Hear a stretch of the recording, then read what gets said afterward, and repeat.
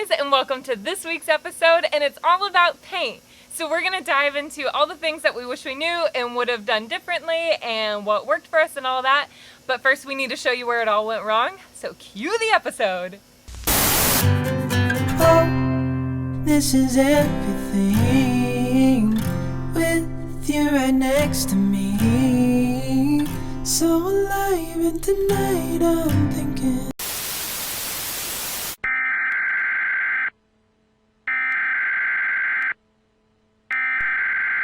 We interrupt our program to bring you this important message.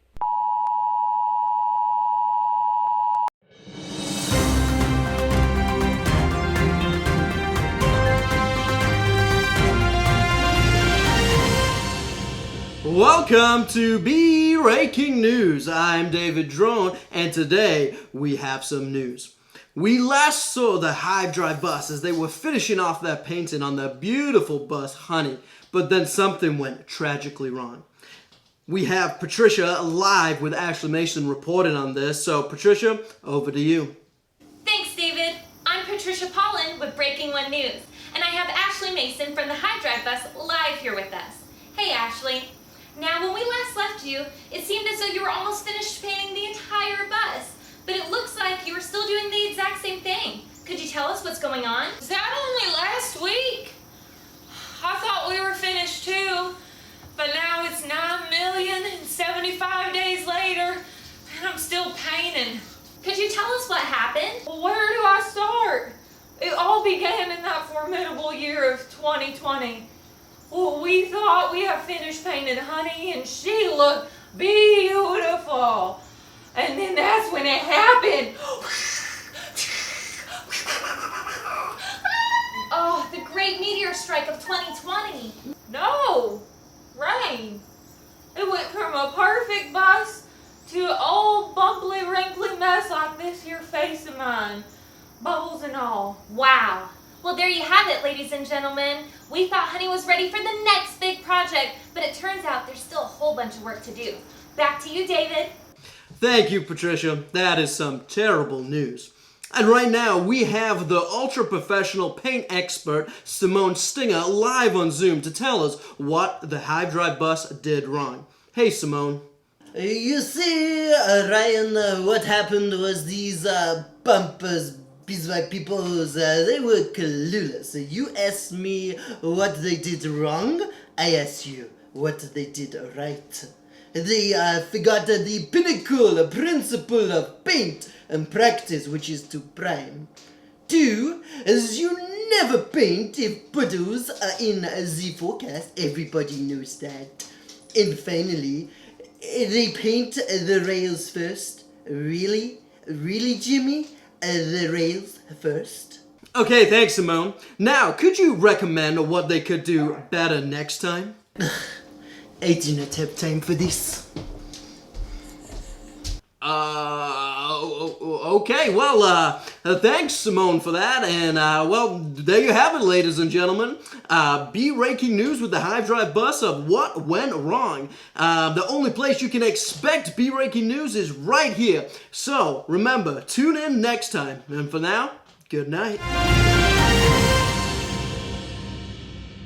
What's up, guys? So, in all seriousness though, we just wanted to take some time on this episode to kind of talk about painting a bus, what worked for us, what we'd do differently, and just kind of hopefully give you guys some wisdom if you haven't done it yet, what we've kind of learned through trial and error. We have actually got Honey looking great right now. Looks so good. It was a kind of sad day when we went out and we saw her all bubbled up from the rain and just stuff that the paint wasn't taking. Okay, so it's raining right now, and the bus looks absolutely beautiful. But then you get close, and this is everywhere. It's like this raised texture bubble thing that wasn't there at all when it dried the other night. It was all kind of flat like this, but now it's bumpy like this.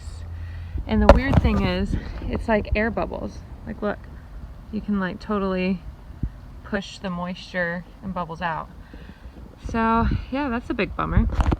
And so, but now she looks great, and so we just kind of wanted to go through some points that we would have found super helpful if we knew going into it what to do. So yeah, let's jump in. Okay, so the very first thing, and this is something that I feel like we did a really good job at, was prep. Prep is everything, and it's your biggest time consumer. So what worked for us was using the heat gun to scrape away the adhesives, the letter decals, and all the really sticky things. We used a heat gun and scraper. That worked really well for us. And then another thing that was really effective was to use Goo Gone on the adhesive residue areas, because that stuff was nasty and it was all over the place. So Goo Gone helped. But to say all of that, even after using Goo Gone, we still had some parts that were like really sticky and had all the residue. So we had to use the pressure washer over those spots. Yeah, so we actually combined Goo Gone and then put the pressure washer to it, and that really lifted it off. I think just one of the big things with prep is, like I said, you just gotta expect that the prep is the big part of the paint job. I think it's like you get super excited and you just want to start painting, but I think like one of the biggest things is the prep. And so yeah, just be prepared that prep is gonna take time. So yeah. And sand it down as much as you can. So sand off as much of the old paint that you can. There's some spots where it won't fully lift, but get it nice and rough and smooth. Smooth? Get it rough and smooth. Anyways, get it good. And so after the paint prep, what we did is we went out, we got our paint, and we actually got a paint and primer. And so we'd seen some people that didn't prime, we saw some people that did prime, and so we got a paint and primer, and we're just like, this is awesome, this will be great. And so we started putting the paint on. What we didn't realize is if you actually read the back of the can, which is a key note right there, read the instructions. If the paint that we had, it said that if you are painting onto metal, you actually need to still apply a primer to it. So even though it's a paint and primer, if it's going to metal, you still need a primer on there. And so I think that's one of the things that we messed up. We would highly recommend you priming your bus before painting. And the thing is, we had seen some people who used just a paint and primer on their bus, and it was absolutely fine. However, it's not recommended, and it didn't work for us. So yeah, we would absolutely prime the whole thing if we were to do it again. One other thing that we did is, because obviously we were painting our bus two different colors, the yellow and the white. We didn't know what color exactly that we wanted the yellow to be, and so we knew what we wanted the white to be. So we went out, got white Rust-Oleum, and just started painting all the accent pieces, like the rails, the bumpers. I think again we just got excited. We wanted to start painting. We was ready. The prep was done, so we jumped into it. But painting the rails first really messed us up, because then it's harder to actually then paint the base of the body. Whereas if you leave the rails to last, you can actually then tape off the flat parts of the bus and not have to worry about getting paint on. Whereas taping the rails is just really difficult and just really tedious. It kind of doesn't make sense. Yeah. And that's what we did. And so yeah, we would definitely recommend painting the rails if you're painting two tones after the main coat. Okay, so the next one is a huge one. And again, everyone's bus is different. We definitely recommend that you talk to a paint expert, talk to someone at Sherwin-Williams, someone who knows their stuff. Don't just listen to us and take our word, because you've seen how we've messed up. We're not pros. But triple, quadruple check that you have the right paint for your bus. So you can even look up online which type of paint they used on your type of bus in that county, in that district for a lot of places. That's what I did. I found out that we had a latex paint underneath. So that's something that's helpful, but make sure that you have the right paint, the right base, the right top coat, because paint, like, you kind of have to have like a degree in paint, I feel like. Paintology. Because Simone's an expert at it. I ask you what they did right. There's way too many things that we didn't know, that we still don't know, where we're like constantly Googling, does this interact with this? And we've seen lots of people's horror stories about it. We lived briefly our own, so definitely make sure that you have the right type of paint for you and for your bus. Yeah, and also that's just going to determine what you want to do. We know people that have done automotive paint, which looks fantastic, looks so good. But it's also going to be a whole lot of money. I think all in, we're probably going to end up spending less than $200 painting our entire bus. And we actually, we actually went with just one that you pick up from Home Depot. It's a ultra exterior, weather resistant, Duramax, false spray. yeah, metal paint type thing. Which now it's really worked for us. And so yeah, again, just know what paint you want to use and kind of go from there. Also decide what method you want to do. Yes. I think originally we was actually planning to spray the bus, and so we actually have a spray gun that we picked up. It was super cheap, it was on sale, but we actually didn't end up using it just because we soon found out that with all our neighbors and cars and stuff around, if we did spray it, we'd have probably painted the rest of the neighborhood.